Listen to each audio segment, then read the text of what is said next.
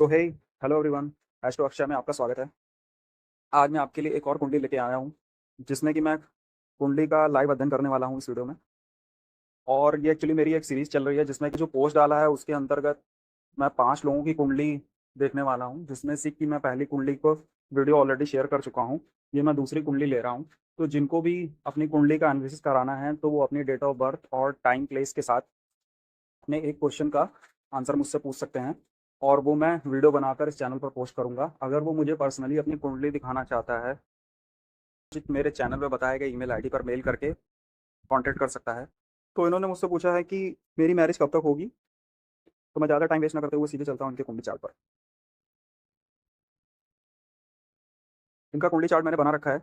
इनकी 1 मई को 1992 में इनका जन्म हुआ है, और दोपहर का 1:15 के आसपास का टाइम है, जलवर राजस्थान। तो आज मैं इनकी कुंडली का एनालिसिस करने वाला हूँ। तो सबसे पहले मैं इनकी कुंडली के फर्स्ट हाउस में, जैसे कि मैं सारी वीडियो पे चलता हूँ, वैसे मैं इनके फर्स्ट हाउस पे आता हूँ। इनके फर्स्ट हाउस पे 5 नंबर राशि बनी है। 5 नंबर राशि का स्वामी जो होता है वो सूर्य होता है। सूर्य कुंडली में सबसे ज़्यादा बली ग्रह होता है।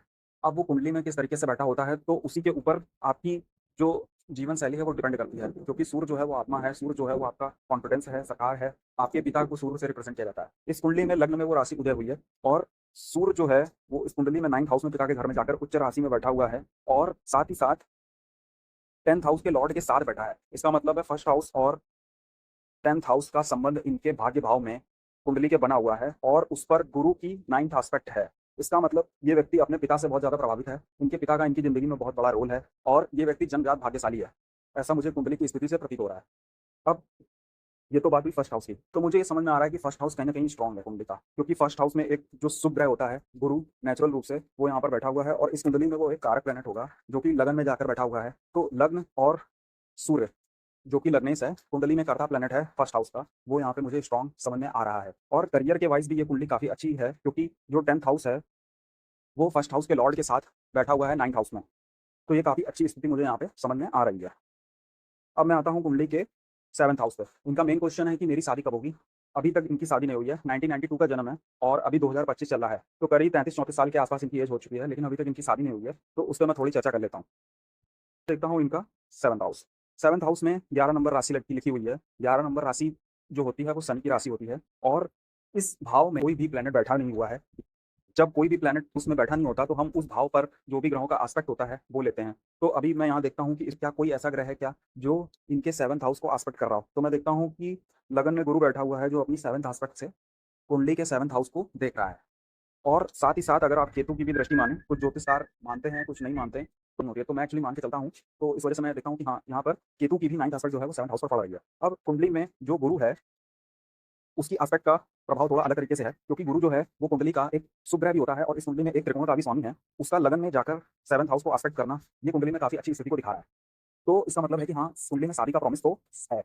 अब मैंने ये चीज़ें बताई आपको। अब मैं देखता हूँ कि 7th हाउस पर मैंने एस्पेक्ट देख लिया। अब मैं देखता हूँ 7th हाउस का लॉर्ड कहाँ है, क्योंकि जो मेन कर्ता प्लैनेट होता है वो 7th हाउस का उसका लॉर्ड ही होता है। तो मैं देखता हूँ कुंडली में जो 7th हाउस का लॉर्ड है, वो अपने से 12th जाकर छठे घर में कुंडली के बैठा हुआ है। इसको एक बार फिर से समझते हैं। कुंडली में जो शनि है, वो अपने से 12वें जाकर, जब आप यहाँ से काउंट करोगे, first house, second, third, fourth, fifth, six, seventh, eighth, ninth, 10th, 11th, 12th, तो आपको यहाँ पर शनि मिल जाएगा। तो जो कुंडली में शनि है, यहाँ पर उनका 7th हाउस से 12th हाउस पे बैठा हुआ है, जो कि कुंडली का छठा घर होता है। छठा घर रोग, रिपू, ऋण, बीमारी, इन सब चीज़ों का होता है। वहाँ पर जाकर शनि बैठा हुआ है। क्या शनि को भी कोई प्लैनेट है जो अफेक्ट कर रहा है क्या? तो मैं देखता हूँ इस कुंडली में नहीं, शनि पे तो कोई प्लैनेट नहीं है जो अफेक्ट कर रहा हो।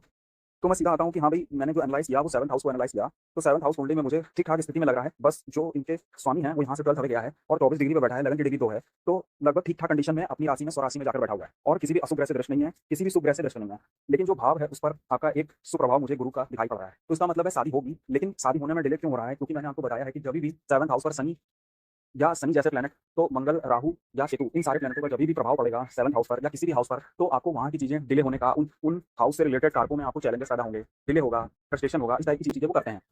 तो इतनी सारी चीज़ें मैंने आपको बताई। अब मैंने ये देखा कि हाँ, कुंडली में योग तो है, लेकिन थोड़ा देर से, थोड़ा स्ट्रगल के बाद ये शादी का योग जो है वो बन रहा है। नवमान कुंडली में एक बार स्थिति चेक कर लेता हूँ कि क्या स्थिति बन रही है। अब मैं देखता हूँ कि कुंडली में जो इनके 7th हाउस का लॉर्ड था, वो शनि था, वो कहाँ जाकर बैठा। तो 7th हाउस का लॉर्ड जो है शनि, वो आपको यहाँ पर नवमान कुंडली के 5th हाउस में जाकर बैठा हुआ दिख रहा है, और वो 5 नंबर सिंह राशि में जाकर बैठा हुआ है, जो कि उसके शत्रु की राशि है। तो यहाँ पर शनि आपको लगन कुंडली में दिख रहा था कि वो छठे घर में जाकर बैठा हुआ है। छठा घर बहुत अच्छा घर नहीं माना जाता, फिर भी शनि उस राशि का स्वामी है, शनि छठे भाव का कारक होता है। तो वहाँ जाकर उसका बैठना जो है वो कभी भी ठीक परिणाम ही देगा। लेकिन नौमांस में उसकी स्थिति क्या हुई, नौमांस कुंडली का ये एक आकारक प्लैनेट है जो कि आपका 5th हाउस में जाकर सूर्य की राशि में शत्रु राशि रख होकर बैठा हुआ है। नौमांस के 5th हाउस में जो कि प्रेम की राशि है, उस हाउस में जाकर बैठा हुआ है। तो क्या किसी भी शुभ ग्रह का प्रभाव इस शनि पर आ रहा है या नहीं? तो मैं देखता हूँ कि किसी भी ग्रह का कोई भी एस्पेक्ट इस शनि पर नहीं आता। हालाँकि केतु का एक एस्पेक्ट आ रहा है, उसके अलावा कोई भी और एस्पेक्ट नहीं है। तो शनि कुंडली में यहाँ पे थोड़ा मुझे कमज़ोर स्थिति में प्रतीत हो रहा है और केतु भी जो है वो इसको डिटैचमेंट करवा रहा है। जो इसके परिणाम देने की कैपेसिटी है और जो इसके रिज़ल्ट देने की नेचर है, उसको केतु उससे दूर ले जा रहा है। तो वो डिले करने की और कोशिश कर रहा है। तो इतनी चीज़ें मैंने समझी। अब मैं बात कर लेता हूँ कि जो इनका लगन है, वो फर्स्ट 1 नंबर की राशि बनी हुई है और आप ध्यान से देखोगे तो जो इनका फर्स्ट हाउस नौमांस में बना हुआ है, वो इनके भाग्य भाव की राशि है। वही राशि जाकर वहाँ पे उदय हुई है नौमांस में। तो इसका मतलब ये दिखा रहा है कि शादी के बाद ऐसे व्यक्ति का भाग्य उदय होता है। पहले तो शादी होने में दिक्कत हो रही है क्योंकि कुंडली में ऐसी स्थिति बनी हुई है, लेकिन शादी के बाद भाग्य उदय होना दिखाई दे रहा है या जीवन में शादी होने के बाद काफ़ी परिवर्तन की स्थितियाँ मुझे दिखाई दे रही हैं।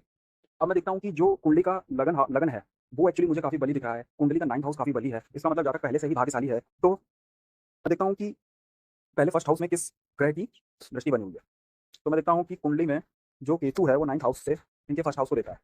इसके अलावा कोई भी ग्रह नहीं है जो इनके फर्स्ट हाउस को देखा है। तो इसका मतलब है मैं केतु की अकेले दृष्टि होने पर और केतु गुरु की राशि में बैठा है, तो एक्चुअली ठीक-ठाक ही मानूँगा क्योंकि केतु धर्म का प्लैनेट है, स्पिरिचुअलिटी का प्लैनेट है और वो भाग्य भाव में बैठा हुआ है कुंडली के और वो इनके फर्स्ट हाउस को देख रहा है। तो इसका मतलब इसे मैं ठीक-ठाक ही बोलूँगा। एक और अशुभ प्रभाव होता तो मैं बोलता कि हाँ, थोड़ी प्रॉब्लम है, चैलेंजेस हैं, लेकिन यहाँ पर मुझे कुंडली का फर्स्ट हाउस ठीक-ठाक ही दिख रहा है। अब मैं कुंडली के मंगल की बात कर लेता हूँ जो फर्स्ट हाउस का लॉर्ड है। फर्स्ट हाउस का लॉर्ड आप देखोगे तो कुंडली में 4th हाउस में जाकर नीच राशि में बैठा हुआ है और आप इस घर को देखिए थोड़ा, तो मंगल जो है इस कुंडली में 4th हाउस में जाकर नीच राशि में बैठा हुआ है, जो कि गुरु के साथ बैठा हुआ है। अब मंगल यहाँ पर नीच राशि में होता है 4 नंबर में, कर्क राशि में मंगल जो होता है वो नीच का होता है। लेकिन साथ में उसके गुरु बैठा हुआ है, जो गुरु गुरु जो है वो पॉजिटिविटी का प्रतीक है, गुरु जो है वो ज्ञान है और गुरु गंभीरता भी है और वो 4 नंबर राशि जो कर्क राशि होती है उसमें उच्च का माना जाता है। तो इसका मतलब है इनका मंगल जो है वो एक उच्च के प्लैनेट के साथ बैठा हुआ है। तो ये कुंडली में काफ़ी अच्छी बात होगी और मंगल जो होता है ज़मीन से जुड़ा कारक होता है। तो यहाँ पे गुरु के साथ मंगल का बैठना, एक शुभ ग्रह के साथ जाना, तो ये एक अच्छी बात होगी। लेकिन मंगल के नीच होने से थोड़ी इनके विवाह में लेकर प्रॉब्लम्स मुझे दिख रही हैं क्योंकि क्योंकि ऑलरेडी इनकी कुंडली में लेट होने का योग है और शनि भी यहाँ पर काफ़ी अच्छी स्थिति में नहीं बैठा हुआ है, तो जिस वजह से इनकी शादी होने में काफ़ी डिले मुझे समझ में आ रहा है। अब लेकिन नौमांस कुंडली में जो मंगल है उसकी स्थिति जो है वो भी कमज़ोर स्थिति में ही है, लेकिन गुरु का साथ उसको मिला हुआ है, तो जिस वजह से मैं बोल सकता हूँ कि हाँ, मंगल की स्थिति भी ठीक-ठाक ही है। अभी और देखता हूँ मैं, क्या इनकी कुंडली में और किसी भी ग्रह की दृष्टि इनके 4th हाउस मंगल और गुरु पर है क्या? तो मैं देखता हूँ कि जो बुध है वो भी अपने मित्र के घर से बैठकर कुंडली के 4th हाउस को देखा है। अब कि अकेला बुध जो होता है वो हमेशा शुभग्रह ही कहलाता है। तो बुध यहाँ पर अपनी 7th एस्पेक्ट से कुंडली के 4th हाउस को एस्पेक्ट कर रहा है। तो इसका मतलब है कि इनके मंगल पर 2 शुभ ग्रहों का प्रभाव है, गुरु और बुध। क्या और किसी ग्रह की दृष्टि है? तो और किसी ग्रह की दृष्टि नहीं।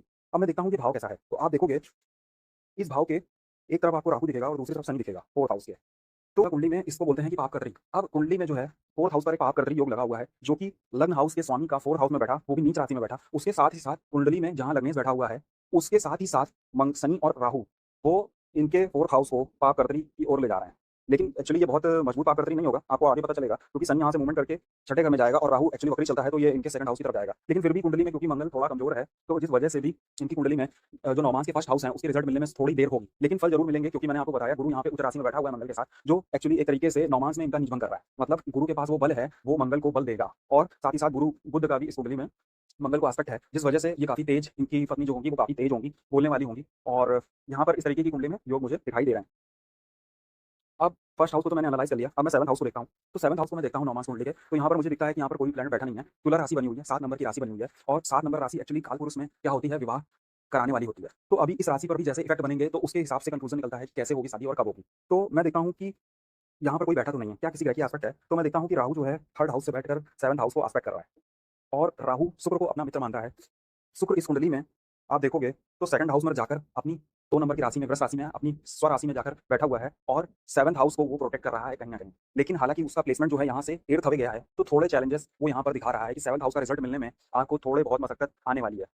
उसके बाद मैं देखता हूँ क्या किसी और ग्रह की भी एस्पेक्ट है क्या? तो मैं देखता हूँ कि मंगल भी अपनी 4th एस्पेक्ट से 7th हाउस को देख रहा है। तो इसका मतलब है मंगल जो है इस कुंडली का फर्स्ट हाउस का लॉर्ड है और फर्स्ट हाउस का लॉर्ड होके मंगल आपका 7th हाउस को देख रहा है। जिसका मतलब है मंगल भी अपनी दशा में, अंतर्दशा में शादी कराने के लिए कैपेबल है, राहु भी कैपेबल है और शुक्र भी कैपेबल मुझे समझ में आ रहा है। मैं और देखता हूँ, आगे बढ़ता हूँ, तो मैं देखता हूँ कि शनि की भी एस्पेक्ट जो है वो 7th हाउस पर है। तो आप एक तरीके से इसको देखिए कि जो कुंडली में आपका 7th हाउस है उस पे कितने ग्रहों का प्रभाव है।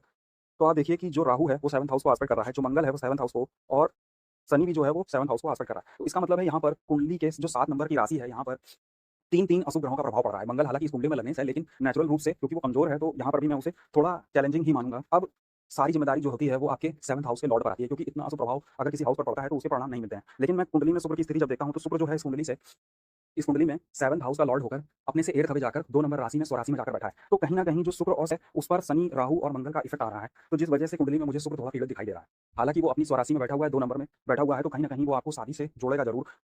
क्योंकि लग्नेश पर भी गुरु का प्रभाव है, बुध का प्रभाव है और साथ ही साथ 7th हाउस का लॉर्ड जो है वो अपनी राशि स्वराशि में बैठा हुआ है, लेकिन 8th अवे है। तो जिस वजह से थोड़े चैलेंजेस शनि, राहु और मंगल की वजह से थोड़े चैलेंजेस आपको शादी से रिलेटेड रिश्ता ढूँढने में, सही कंपैटिबल पार्टनर ढूँढने में, प्रॉब्लम, चैलेंजेस ये सब फेस करने पड़ेंगे क्योंकि आपकी कुंडली इस तरीके के योग को बना रही है। तो जिस वजह से आपकी कुंडली में अभी तक शादी का योग घटित नहीं हुआ है। लेकिन हाँ, शादी होगी, मुझे इस बात का चांसेस तो दिख रहे हैं। अब मैं देखता हूँ इतने सारे खराब योग होने के बावजूद क्या अब इनकी शादी होगी कि नहीं होगी? क्योंकि जो कुंडली में नवमांश कुंडली का जो 7th हाउस है वो काफ़ी पीड़ित मुझे समझ में आ रहा है। वहाँ पर 3-3 अशुभ ग्रहों का प्रभाव है। कोई भी सेविंग फैक्टर मुझे यहाँ पर नज़र नहीं आ रहा है। लेकिन अच्छी बात ये है कि जो शुक्र है वो इस कुंडली का 2nd हाउस में बैठा है और उस पर भी शनि का एस्पेक्ट आ रहा है। जिस वजह से कुंडली में जो है 7th हाउस और 7th लॉर्ड दोनों पर शनि का प्रभाव है, जो कहीं न कहीं देर, निराशा और मन मुताबिक शादी ना होना, शादी से संबंधित बहुत सारी प्रॉब्लम्स होना, इस तरीके की दिक्कतें आपकी कुंडली में मुझे दिखाई पड़ रही हैं। इनकी कुंडली के शुक्र पर आता हूँ, क्यों? क्योंकि वहाँ पर हमने देखा नवमांश में, इनकी कुंडली में जो शुक्र है, वो कहीं न कहीं पीड़ित मुझे दिखाई दे रहा है, शनि, राहु और मंगल से। उसका प्रभाव, उसका जो एस्पेक्ट है, वो डायरेक्ट एस्पेक्ट तो नहीं है, लेकिन फिर भी कहीं न कहीं उस पर प्रभाव ज़रूर है, शनि, राहु और मंगल का। तो मैं देखता हूँ कि क्या कुंडली में, लगन कुंडली में जो इनका शुक्र है, क्या वो शादी करा सकता है? उसके लिए मुझे देखना पड़ेगा क्या जो शुक्र है, इतना पीड़ित होने के बावजूद भी क्या शादी करा सकता है? तो मैं देखता हूँ कि कुंडली में जो शुक्र है, वो लगन हाउस के लॉर्ड के साथ ही बैठा हुआ है, जो कि उच्च राशि में बैठा हुआ है और 17 डिग्री का बैठा हुआ है। अब जो शुक्र की डिग्री है इस कुंडली में वो आपकी 5 डिग्री है और लगन जो है वो 2 डिग्री का है। मतलब लगन की डिग्री के बिल्कुल क्लोज़ बैठा हुआ है शुक्र और इस कुंडली में वो 10th लॉर्ड होता है और तो 3rd लॉर्ड होने की वजह से यहाँ पर जो शुक्र है वो बहुत अच्छा इफ़ेक्ट तो नहीं देगा और 10th हाउस की वजह से वो न्यूट्रल है। तो इस वजह से ठीक-ठाक परिणाम ही देगा आपको। लेकिन एक्चुअली क्या है, कुंडली में जो नवमांश में स्थितियाँ बनी हैं वो शादी में काफ़ी चैलेंज, काफ़ी मशक्कत दिखा रही हैं। तभी आपको वो रिश्ता ढूँढने में इतना प्रॉब्लम हो रहा है। तो इतनी सारी चीज़ें मैंने कुंडली पे बताई कि जो शादी का प्रॉमिस है वो यहाँ पर मुझे कहीं न कहीं कमज़ोर दिखाई दे रहा है, क्योंकि शुक्र जो है वो कुंडली में पीड़ित हो रहा है और यहाँ पर भी मैं उसे एक्चुअली बहुत ज़्यादा अच्छा नहीं बोलूँगा। हालाँकि वो भाग्य भाव में बैठा है, तो ये नौकरी और बाकी फ़ील्ड्स के लिए आपके लिए अच्छा है, लेकिन जो शादी का मैटर है उसके लिए यहाँ पर शुक्र, सूर्य के साथ बैठना और इस पर राहु का प्रभाव होना, यहाँ पर भी थोड़ी चैलेंजेस पैदा कर रहा है। पॉजिटिव बेस ये है कि यहाँ पर भी गुरु की एस्पेक्ट जो है, वो लगन कुंडली में आपको शुक्र के कारकत्वों के जो शादी होता है, उसको देने के लिए बाधित कर रही है। तो यहाँ पर कहीं न कहीं जो नवमांश में स्थिति बनी है कि शुक्र जो है वो 2 नंबर राशि, वृष राशि में बैठा है, भले 8th हाउस है, लेकिन वहाँ पर भी वो थोड़ा पीड़ित हो रहा है और यहाँ पर भी मुझे राहु से एस्पेक्टेड दिख रहा है और गुरु से एस्पेक्टेड है। तो गुरु के एस्पेक्ट की वजह से मैं बोल सकता हूँ कि हाँ, अगर आप प्रयास करें, तो आपकी शादी हो जाएगी, लेकिन उसको चलाने में, उसको मेंटेन करने में काफ़ी प्रॉब्लम और मशक्कत आपको आने वाली है। तो अब मैं इनकी कुंडली के थोड़ा गोचर पे देख लेता हूँ। जो करंट स्थिति चल रही है गोचर की, उसमें जो शनि है वो इनकी कुंडली के 8th हाउस से अभी गोचर कर रहा है और जुलाई में शनि जो है वक्री होगा, जिससे कि वो इनके 7th हाउस से इफेक्ट भी देगा और 7th हाउस पे जब इफेक्ट देगा तो वो इनके 1st हाउस और 7th हाउस दोनों को एस्पेक्ट करेगा। साथ ही साथ इनके जो लगन कुंडली में जो इनका सूर्य बैठा है उसको भी देखेगा और शादी के कारक शुक्र को भी देखेगा। तो यहाँ पे शनि अपनी कंडीशन पूरा करेगा जुलाई 2025 के बाद। उसके बाद क्या होगा, फिर मैं गुरु के गोचर पे आता हूँ। गुरु अभी इनकी प्रेजेंट कुंडली में अभी इनके 10th हाउस से गोचर कर रहा है। 14 मई 2025 के बाद गुरु जो है वो इनकी कुंडली में 11th हाउस में चला जाएगा। गुरु 11th हाउस से बैठकर इनके 3 नंबर हाउस को देखेगा और इनके 7th हाउस को भी एक्टिव करेगा। और आपको गुरु का गोचर अगर आपने ढंग से देखा होगा तो गुरु क्या है कि अक्टूबर के आसपास गुरु इनके 4 नंबर राशि में तुरंत अतिचारी स्थिति में 4 नंबर राशि में गोचर कर जाएगा, जहाँ से ये इनके 7th हाउस के लॉर्ड को और 12th हाउस के लॉर्ड को भी गोचर में प्रभावित कर देगा। तो उस समय क्या होगा, गुरु अपनी कंडीशंस पूरी कर देगा इनके शादी कराने की, क्योंकि गोचर में गुरु का यही देखना होता है हमको कि क्या वो 7th हाउस के लॉर्ड को प्रभावित कर रहा है क्या और 1st हाउस के लॉर्ड को क्या प्रभावित कर रहा है क्या। गोचर में एक्चुअली क्या होता है कि 8th हाउस और आपका 12th हाउस शादी के लिए बहुत इंपॉर्टेंट हाउसेस होते हैं और 7 नंबर राशि। फिर इसके बाद गोचर जो होगा अपनी वक्री पोजीशन से वापस आके 3 नंबर राशि में वापस आ जाएगा दिसंबर के एंड के आसपास और 7th एस्पेक्ट से, अपनी 5th एस्पेक्ट से इनके 7 नंबर राशि जो शादी की नेचुरल राशि है उसको भी प्रभावित करेगा। तो इसका मतलब गुरु ने यहाँ पे जो कंडीशंस हैं वो बना दी हैं शादी के लिए और इनकी शादी जो है वो जो गोचर के हिसाब से मुझे समझ में आ रहा है वो इनकी शादी जो है इस साल के एंड में होने की संभावना मुझे नज़र आ रही है। लेकिन फिर भी इस कुंडली में जो है शादी का प्रॉमिस थोड़ा कम है, तो जिस वजह से उस टाइम पे भी काफ़ी मशक्कत होगी। लेकिन फिर भी अगर जैसा कि मैं लग्न में देख रहा हूँ कि गुरु का एस्पेक्ट जो है वो शुक्र पर है, तो कहीं न कहीं वो इनको शादी के बंधन से ज़रूर जोड़ेगा और नौमांस में भी शुक्र की स्थिति बहुत अच्छी तो नहीं है, फिर भी शुक्र अपनी राशि में बैठा है, तो मैं कह सकता हूँ कि हाँ, इनकी कुंडली में जो शादी का योग है, वो 2025 दिसंबर से जनवरी के बीच में होने की संभावना मुझे गोचर कुंडली से समझ में आ रही है। अब मैं थोड़ी इनकी दशा पे बात कर लेता हूँ कि अभी करंट में इनकी कौन-सी दशा चल रही है। तो मैं देखता हूँ इनकी कुंडली में जो अभी करंट में दशा चल रही है, मई 2025 के बाद से चंद्रमा की दशा चालू हुई है। चंद्रमा जो है, वो 2026 मार्च तक चल रही है और चंद्रमा में भी स्पेसिफिक अगर मैं जाऊँ, क्योंकि चंद्रमा में केतु, क्योंकि केतु जो है 7th हाउस से संबंध बनाया हुआ है अपने 9th एस्पेक्ट से और नवमांस कुंडली में भी इनके 9th हाउस में बैठा हुआ है, जो कि गुरु की राशि में बैठा है और वो वहाँ नौमांस के फर्स्ट हाउस को आस्पेक्ट कर रहा है। उसमें केतु का रोल मुझे शादी के लिए काफ़ी अच्छा समझ में आ रहा है। उसके साथ-साथ शुक्र नेचुरल कारक होता है शादी का, तो उसकी दशा में भी शादी होने की पॉसिबिलिटी मुझे समझ में आ रही है। ये सारी चीज़ें मैंने बताई। तो मुझे जो संभावित दशा लग रही है, उसके बीच में इनकी शादी जो है, दिसंबर और फरवरी के बीच में होने के चांसेस मुझे दिख रहे हैं। और गोचर कुंडली और जो नौमांस की स्थितियाँ हैं, उसको देखकर मैं ये बोल पा रहा हूँ कि हाँ, शादी आपकी कुंडली में लेट होने का योग था और वो लेट एक्चुअली हो चुका है और अब आपकी शादी होने का टाइमिंग आ गया है। लेकिन हाँ, शादीशुदा लाइफ़ जो है, वो आपकी थोड़ी चैलेंजिंग रहने वाली है। वो आपकी लाइफ़ को ट्रांसफ़ॉर्म करने वाली है। तो थोड़ा हर कदम सोच समझ के रखने की ज़रूरत है। Thank you.